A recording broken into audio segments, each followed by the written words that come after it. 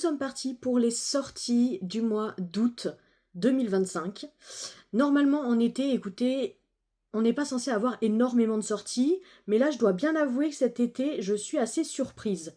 Alors je ne vais pas me procurer l'ensemble des livres que je vais vous citer aujourd'hui, tout simplement parce que je ne suis pas riche, mais j'espère quand même en prendre quelques-uns. On est beaucoup sur de la romance, mine de rien, on a de la fantaisie également, et c'est ce qu'on a du coup en majorité. De même, ce sont beaucoup des formats reliés ou brochés. On a 3 formats poche, il me semble, 2 ou 3 par là. Donc je vais diviser du coup cette vidéo en plusieurs parties. En premier, nous avons tout ce qui est sorti, nouvelle sortie du coup en fantaisie. Deuxième partie, en romance, troisième partie, les autres genres et les formats poche. Donc, pour commencer, nous avons Dieu et sorcière qui sort du coup le 5 août d'Angel Arekin. Alors, comme tous les livres, j'ai tapé le nom, le titre dans Booknode pour avoir un petit peu les mots-clés du bouquin. Ici, on a one shot, complot, divinité, mort, passion. Ça vous fait un petit topo. Ça sort aux éditions Plume Blanche au prix de 22 € et le prix du numérique du coup est à 9,99 €. Et il fait en tout 688 pages. Ce livre-ci est une sortie que j'attends énormément et qui me fait beaucoup envie. Donc je pense que je me le prendrai. Je vous lis le résumé tout de suite. Aren traîne le poids de ses crimes derrière lui. Assassin repenti, il fuit sa ville natale pour échapper à la mort et trouve refuge dans un vieil hôtel perdu au milieu des bois que les superstitions estiment hanté par des sorcières. Il y rencontre la belle et froide Lyphrène Morgeline, qui, sous ses airs charmants, le scrute avec prudence et mépris. Aren ne met pas longtemps à comprendre que cet hôtel est aussi étrange que son architecture et ses habitants pire encore. Mais lorsqu'une nuit Lyphrène revient blessé portant le sceau d'une étrange plaie, ce qu'il découvre le stupéfie. Alors qu'il pensait changer de vie et peut-être trouver le chemin de la rédemption, Aren se rend vite compte que son destin lui échappe et qu'il n'est pas prêt à laisser tomber les armes. Car tous, hommes, dieux ou sorcières, désirent se servir de ses talents pour le crime, et du secret qui se cache au fond de lui. L'ombre et la lumière n'ont pas le droit de s'unir. Qu'adviendra-t-il de leur monde si l'incarnation même de la mort décide de ne plus obéir? Bref, ce livre me tente clairement. Le 14 août, nous avons La nuit se révolte, qui est donc le tome 2 de Lorsque tombera la nuit de Chloé C. Peñaranda. Les mots-clés, on est sur magie, vampire, complot, amnésie, pouvoir. Personnellement, je n'ai pas le tome 1, donc je ne l'ai pas lu. Je ne sais pas exactement de quoi ça parle, mais étant donné que c'est un tome 2, je ne vais pas vous faire de résumé, évidemment. On évite le spoil ici. Ça sort du coup aux éditions Roncière pour 20,90 € en format broché, 27,90 € au format relié et 12,99 € en format numérique, ce qui est énorme. Et il fait 720 pages. Le 20 août, nous avons la sortie d'un sort gravé dans les eaux, qui est un tome 2 également, de la saga des 100 destins de Daniel L. Jensen. Les mots-clés, fantasy, viking, romance, mythologie nordique. Donc on est sur une romantaisie, visiblement. C'est un tome 2, donc pareil, pas de spoil, pas de résumé. Ça sort chez Brajlon. Le relié est au prix de 28 €, le brochet 22 et le numérique 10,99 €. Et c'est un livre qui fait 408 pages. Le 21 août, nous avons la sortie d'une cosy fantasy qui me fait de l'œil, je vous avoue. C'est Tenir une auberge magique, guide de survie pour sorcières de Sangu Mandana. C'est donc celle qui a écrit également La société très secrète des sorcières extraordinaires, que j'ai lu et que j'avais bien apprécié pour le coup. Donc écoutez, pourquoi pas. Pour les mots-clés, on est du coup sur une cosy fantasy, romance, sorcière, slow burn. Ça sort chez Lumen, le brochet au prix de 18 € et le numérique 9,99 €, et il fait 512 pages. Réservez une chambre dans ce cottage pas comme les autres et laissez la magie opérer. Sarah Swan était autrefois l'une des plus jeunes et plus puissantes sorcières de sa génération, jusqu'au jour où tout a basculé. En ramenant sa grande-tante Jasmine d'entre les morts, elle a perdu la majeure partie de sa magie, et a même été bannie de sa guilde. De sorte que, désormais, sa vie se résume à s'occuper d'une auberge magique capricieuse et de ses hôtes tous plus loufoques les uns que les autres. Mais voilà qu'après 15 longues années, elle finit par mettre la main, en toute légalité ou pas, et à l'insu de son ancienne guilde ou pas, sur un sortilège capable de lui rendre enfin ses pouvoirs. Le hic, Il est écrit dans une langue que plus personne n'est capable de déchiffrer. Plus personne, sauf peut-être Luc Larsen, leur tout nouveau pensionnaire et ancien crush de Sarah quand elle était ado. La jeune femme a une deuxième chance de remettre sa vie et sa magie sur les rails. Comment pourrait-elle passer à côté? Écoutez, ça a l'air sympa. Je dis pas que le résumé me tente à 100%. Je pense pas que ce soit qu'il y ait énormément d'action. Après, on est sur de la cozy fantasy, donc quelque part, c'est pas étonnant. Donc écoutez, peut-être que je me le procurerai en version numérique. De même, nous avons la sortie de Facebreaker, qui est un tome 3 de la saga des dieux déchus de Hannah Kanner.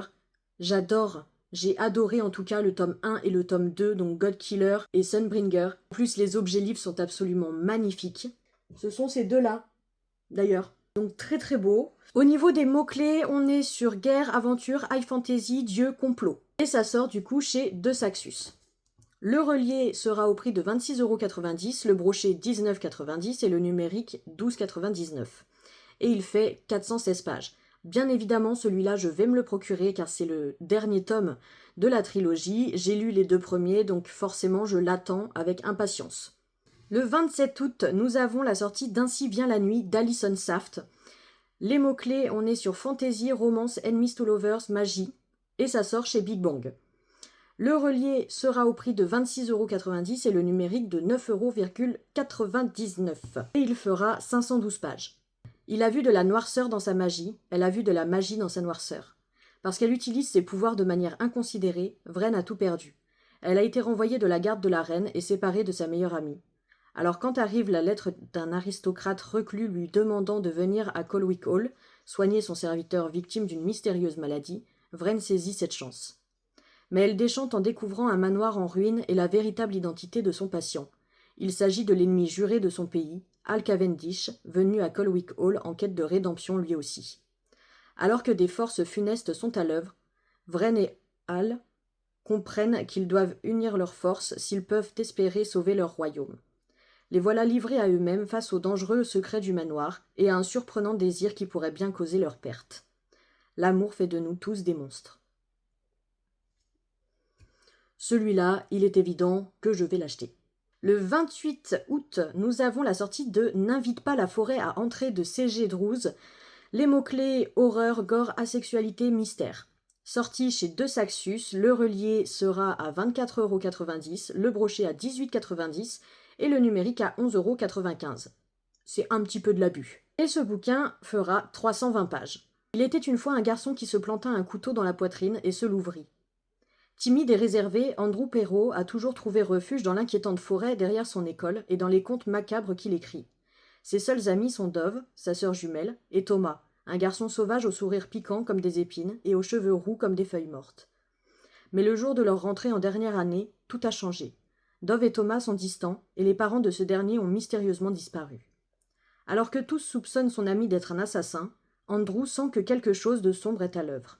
Quelque chose qui hante la forêt, quelque chose qui a soif de sang. Celui-là m'intrigue particulièrement. Écoutez, il est assez petit parce qu'on est sur 320 pages, donc je pense que ça se lit très rapidement, très facilement également. Mais je vous avoue que le résumé me tente bien, surtout sur la fin, avec le fait que quelque chose hante une forêt et que cette chose-là en particulier ait soif de sang. J'aime bien ce côté un peu mystérieux et horrifique. Le même jour, nous avons Dévoré les ténèbres, qui est le tome 2 de Dévoreur d'hommes de Niki Synchro. Les mots-clés réécriture, fantaisie, trio amoureux, dark romance, qui sort chez Roncière. Donc le brochet est à 17,90 € et le numérique à 11,99 € pour 224 pages. Je trouve ça très cher pour si peu de mots. Ceci dit, j'adore cette autrice et ce qu'elle écrit. Je ne le conseille pas à beaucoup de monde, tout simplement parce que c'est pour un public majeur et averti. On a énormément de trigger warning, énormément de scènes de smut. Donc bien évidemment, ça convient à un public qui est OK avec tous ces points-là. Ces histoires qui nous hantent d'Amy Goldsmith. Pour les mots-clés, on est sur de l'horreur, légende, Halloween, secret, young adulte, qui sort chez Robert Laffont pour 19,50 € en brochet et 12,99 € en numérique. Il fera 424 pages. Il y a d'étranges histoires qui hantent le manoir de la famille Vren.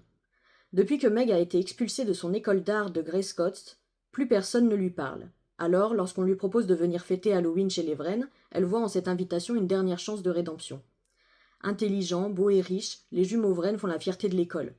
Mais la maison familiale des Vren est loin d'offrir le séjour idyllique auquel Meg s'attendait. Les chambres sont humides et envahies de courants d'air, les miroirs sont tous recouverts de draps, et son étang aux eaux troubles semble l'appeler. Meg va vite devoir comprendre les secrets inquiétants que cachent les lieux, ainsi que la mystérieuse famille Vren. Pareil, l'atmosphère un peu horrifique. C'est tentant. Et enfin, la dernière sortie qui m'a fait de l'œil en fantasy, c'est Lore of the Wilds, qui est un tome 1 d'Analex Brana. Donc on est sur 2 mots-clés seulement, Fae et Romantaisie. La maison d'édition, c'est Olympe. Pour le prix de 23,90 € en format relié et 12,99 € au format numérique. Écoutez, visiblement, il n'y a pas de brochet, de prévu. Et le livre fait donc 368 pages. Les humains sont prisonniers de leur village depuis qu'ils sont arrivés dans le monde des Fae. Il n'existe aucun moyen d'échapper à la surveillance de leur cruelle sentinelle. Laure l'a appris à ses dépens. Elle s'est résignée à ne jamais quitter les frontières de Brunonde, jusqu'au jour où un seigneur Fae envoie chercher une humaine capable de lire sa langue. Il a une mission pour elle, organiser une bibliothèque ensorcelée qui n'a pas été touchée depuis un millier d'années. Aucune Fae ne peut y entrer, mais qu'en est-il d'une humaine? Laure accepte ce travail en échange d'aide pour son village, mais elle a une autre idée en tête. Il y a des livres magiques dans cette bibliothèque, et avec leur pouvoir, elle espère libérer son peuple. Une tâche que l'œil vigilant d'Archer, son garde attitré, risque fort de compliquer. Ou alors oui, on a l'air d'être clairement sur une romantaisie. Je ne pense pas que l'intrigue principale soit extrêmement développée pour ce livre-ci, mais à voir. Je pense que y a moyen d'être surprise, mine de rien. On passe à la deuxième partie du coup qui concerne les romances. Le 13 août, nous avons My Dark Prince qui est un tome 3 de Dark Prince Road de L.J. Shane. Les mots-clés, romance, réécriture, millionnaire, amnésie, proximité forcée. Ça sort chez Hugo Roman pour le prix de 19,95 € et en numérique 9,99 € et il fait 720 pages. Étant donné que c'est un tome 3, comme les autres bouquins, je ne vous fais pas de résumé. Mais il me semble qu'on est un petit peu... Enfin, je pense qu'il y a des trigger warnings parce que ça reste L.J. Shane. Donc, à mon sens, selon moi, il vaudrait mieux vérifier les triggers avant de se le procurer. Le 14 août, nous avons The Bully, qui est le tome 4 des Calamity Montana de Divney Perry. Les mots-clés Romance Enemies to Lovers, qui sort chez Roncière pour 17,90 €, en numérique pour 11,99 € et il fait 304 pages. Là, on est sur une small town, normalement, hein, si je dis pas de bêtises. La saga Calamity Montana, on est clairement sur quelque chose qui se passe avec des cow-boys, enfin voilà, dans cet univers-là un petit peu. Le même jour, nous avons la sortie de Paradis Secret, qui est le tome 2 de Tamar Saborido. Donc les mots-clés romance, trafic de drogue, découverte de soi, reconstruction de soi, sexualité, qui sort du coup chez Nisha, etc. Au prix de 17,90 € au format broché et 7,99 € au format numérique. Ce livre-ci, du coup, fera 635 pages. Donc là, pareil, faites très attention au trigger warning. Je pense que ça doit être assez corsé. Nous avons également le tome 3 des Ranchs de Ruby Creek d'Elsie Silver, donc un défi de taille.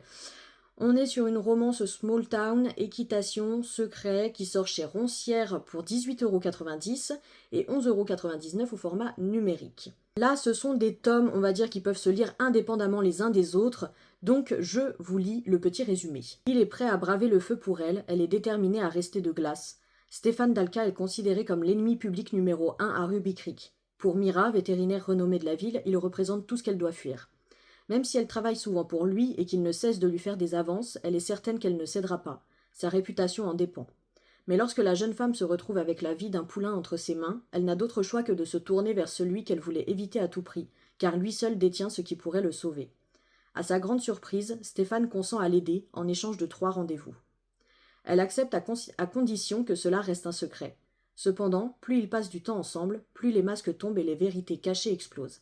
Et à trop jouer avec le feu, Mira pourrait bien se retrouver consumée par les flammes. Bon, un peu cliché, voilà, mais en vrai, ce genre de lecture, en été, ça passe bien. Ça passe bien, c'est sympa.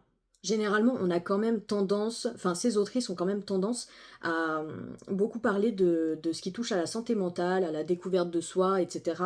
Donc c'est surtout pour ça, pour ces points-là en particulier, que ces livres m'intéressent. Le 20 août, nous avons Problems with Falling, qui est le tome 3 de Problems, de Brittany Sechery. Alors, couple mixte, romance, colocataire, proximité forcée, enemies to lovers, qui sort chez Hugo Roman pour 18,50 € et 9,99 € format numérique, et il fera 384 pages. Pareil, ce sont des tomes qui se lisent indépendamment, donc c'est parti pour le résumé. Willow Kingsley est tout ce dont je n'ai pas besoin dans ma vie. Elle est ensoleillée et chaotique, vêtue d'une couronne de fleurs. C'est une fleur sauvage dans un monde que j'ai passé des années à essayer de garder simple et calme. Elle parle trop, sourit trop facilement et ne comprend pas le sens de l'espace personnel. Le pire, c'est qu'elle reste chez moi pour l'été, ce qui bouleverse mon monde soigneusement gardé. Je sais que je devrais garder mes distances, les gens comme elle ne restent pas, et j'en ai eu assez d'être laissée pour compte. Mais plus je passe de temps avec elle, plus il est difficile de se rappeler pourquoi j'ai construit ces murs en premier lieu. Elle me met sous la peau, dans mon cœur, et me donne envie de choses que j'ai passé des années à essayer d'éviter. Tomber amoureux de Willow serait une erreur. C'est un oiseau libre, et je suis l'encre à qui elle est désespérée de s'échapper. Mais chaque fois qu'elle me regarde, je ne peux m'empêcher de me demander « Et si ce n'est pas elle qui est censée voler ? Et si, cette fois, je suis censée m'envoler ?» Donc voilà, comme je l'ai dit juste avant, on est sur quelque chose qui touche à la santé mentale, hein, comme dans la plupart des romances finalement. Nous avons également Into the Dark, qui est le tome 5, enfin, de Magnolia Parks de Jessa Hastings. Donc romance, jeunesse dorée, chick lit, seconde chance, tromperie. Sorti chez Hauteville pour 18,95 € et 9,99 € en numérique, pour 848 pages, donc ça va être un beau bébé. Ça fait un moment qu'on l'attend, ce tome-là. Écoutez, étant donné qu'on n'avait pas de nouvelles pour la sortie, ou que du moins je n'en ai pas prise, je n'ai pas lu les tout derniers tomes, donc le tome 3 et 4. Donc je ne pense pas me le procurer ce mois-ci. Je vais déjà lire le tome 3 et 4, ce sera pas mal. Mais bien évidemment, je pense qu'à la fin, une fois que ce sera lu, je l'achèterai. Pareil, je pense que ce n'est pas une lecture pour tout le monde, dans le sens où on est sur une seconde chance, sur quelque chose de très malsain, de très toxique selon moi. Alors ce n'est pas de la dark romance, hein, loin de là, mais c'est quelque chose qui reste toxique et qui n'est pas à vendre à quelqu'un qui n'a pas cette notion-là. Donc faites attention à vous. Le 27 août, nous avons Blood Vipers, qui est le tome 2 des légendes de Dahlia Blake. Donc romance, service secret, Enemies to Lovers, qui sort chez Nox pour 19,90 € et qui fera 496 pages. Nous avons un petit résumé, c'est un tome 2, ok, mais les tomes sont indépendants les uns des autres, encore une fois. Et c'est un résumé très très court, ceci dit. Ruby est agente à la CIA, Jim au FSB. Ils devraient être ennemis, et pourtant, la vérité est bien plus complexe. C'est en effet très court. Et ça ne nous en dit pas tant que ça, donc à voir. Personnellement, j'avais pas adoré Black Venus, du coup, le premier tome. Et je sais que ça a été un coup de cœur pour beaucoup de personnes. Ma foi, qui vivra verra. Hopeless, le tome 5 des Chestnut Springs, d'Elsie Silver.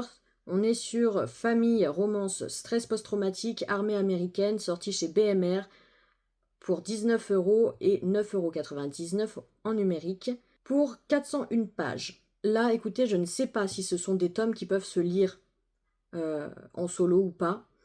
Donc, j'ai préféré ne pas faire de résumé et ne pas les lire, tout simplement parce que je pense commencer la série, mais en format poche. Et du coup, je n'ai pas envie de me spoiler. Donc, je ne m'y risque pas. C'est tout pour les sorties en romance, et c'est déjà pas mal, ça en fait vraiment un beau paquet. Je passe du coup au dernier livre, qui est d'un genre, qui entre dans les genres de la fiction contemporaine, tout simplement. Il se nomme Les fleuves du ciel, d'Elif Shafak. On est sur des destins entrelacés, culture, voyage, qui sort chez Flammarion pour le prix de 24 € et de 15,99 € en format numérique. Je trouve ça excessivement cher, mais bon, passons. C'est un livre qui fera au total 512 pages, et on est parti pour le résumé. Londres 1840. Arthur, un garçon à la mémoire prodigieuse, né sur les rives de la Tamise, est engagé comme apprenti dans une imprimerie. Bientôt, son monde s'ouvre bien au-delà des taudis de la capitale anglaise, vers un autre fleuve, le Tigre, et une ancienne cité de Mésopotamie qui abrite les fragments d'un poème oublié. Turquie, 2014. Chassées de leur village au bord du Tigre, Narine, une petite fille yézidi, et sa grand-mère entreprennent un long voyage, traversant des terres en guerre dans l'espoir d'atteindre la vallée sacrée de leur peuple, en Irak, pour que Narine y soit baptisée. Londres 2018. Zalika, hydrologue fascinée par la mémoire de l'eau, emménage dans une péniche pour échapper à la faillite de son mariage. C'est alors qu'un curieux livre qui la ramène à ses origines vient chambouler son existence. Donc on a du coup 3 destins qui apparemment sont entrelacés, et je pense que ça on le verra bien plus facilement à la lecture du livre. Mais Elif Shafak, écoutez, pour moi c'est une source sûre en termes de fiction contemporaine.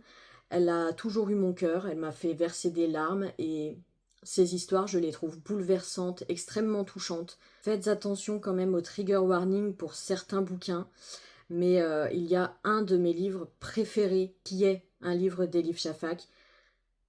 Et pour cause, je trouve que la philosophie de ce livre et son enseignement sont captivants et d'une profonde intelligence. Nous passons du coup aux poches qui sortent ce mois-là.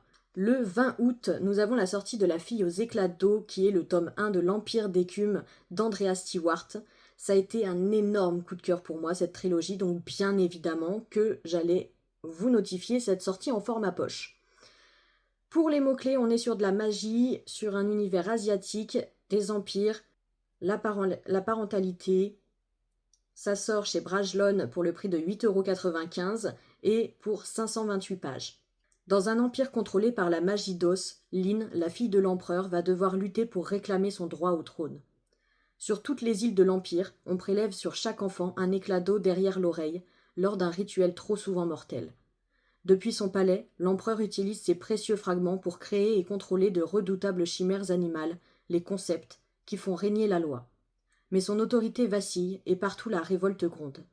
Sa fille, Lin, a été privée de ses souvenirs par une étrange maladie et passe ses journées dans l'immense palais plein de portes closes et de noirs secrets. Pour regagner l'estime de son père, elle décide de se lancer dans le périlleux apprentissage de la magie d'os. Une magie qui a un prix, alors que la révolution vient frapper aux portes du palais. Lin devra décider jusqu'où elle peut aller pour reconquérir son héritage et sauver son peuple. C'est une trilogie absolument magnifique, bouleversante, qui m'a chamboulée, que j'ai trouvée juste extraordinaire. Si vous avez l'occasion de lire, d'acheter ce livre, foncez, mais vraiment, c'est d'une beauté sans nom, et pourtant, je n'ai jamais été très fan de tout ce qui est univers asiatique, tout simplement parce que je n'y connais rien. Ça a été le premier livre que j'ai accepté de lire dans cet univers-ci, et mon Dieu, une véritable pépite. Le 27 août, on a la sortie de La chasseuse et l'alchimiste d'Alison Saft en format poche. Les mots-clés, on est sur de la fantaisie, romance, alchimie, famille, aventure, qui sort du coup chez Big Bang pour 8,95 € et 504 pages. Le légendaire Allah, créature mythique, a fait son apparition, et une grande chasse va s'organiser. Margaret en est sûre, si elle remporte cette chasse, sa mère Evelyn rentrera enfin à la maison. Mais même si elle n'a pas son pareil avec un fusil, Margaret doit trouver un alchimiste comme partenaire, c'est la règle. Wes n'est pas alchimiste, du moins pas encore. Il a été congédié par tous ses maîtres, et Evelyn représentait sa dernière chance. Quand il arrive au manoir, Margaret accepte qu'il y reste, à une condition, qu'il l'accompagne à la chasse. Bien qu'il forme une équipe improbable, Wes admire cette fille qui a survécu seule, dans cette maison branlante emplie de fantômes et de chagrins. Et quand bien même Wes sème le chaos dans sa vie bien ordonnée, Margaret comprend vite qu'il sait, lui aussi, ce que c'est que d'être un paria. Alors que la chasse approche, ils vont découvrir une magie noire susceptible de leur offrir la victoire, à condition de réussir à survivre jusque-là. Ça a l'air clairement d'être une histoire d'amour avec pas mal d'action. Et moi, ça me tente bien. Ça me tente bien, et celui-là, je vais l'acheter, c'est sûr. Le même jour, nous avons la sortie du tome 2 de Chestnut Springs d'Elsie Silver, donc Heartless, en format poche. Donc cow-boy, romance, différence d'âge, relation père-fils, sorti chez Ito pour 7,90 € et 416 pages. Pareil, je ne vous fais pas de résumé, je ne sais pas si c'est la suite ou pas du premier tome, mais celui-là, je me le prendrai une fois que j'aurai sorti le tome 1 de ma palle. C'est tout pour les sorties de ce mois d'août, et c'est déjà pas mal. En tout cas, ça fait pas mal d'achats en soi si on comptait tous les prendre. Je ne vais clairement pas pouvoir me permettre de grosses dépenses ce mois-ci, donc je vais essayer de me limiter au plus important, ou en tout cas à ceux qui me donnent le plus envie. N'hésite pas à me dire ceux qui vraiment t'ont fait t'ont tapé dans l'œil. Et ma foi, si tu les lis, eh bien j'aimerais bien ton avis. Des bisous!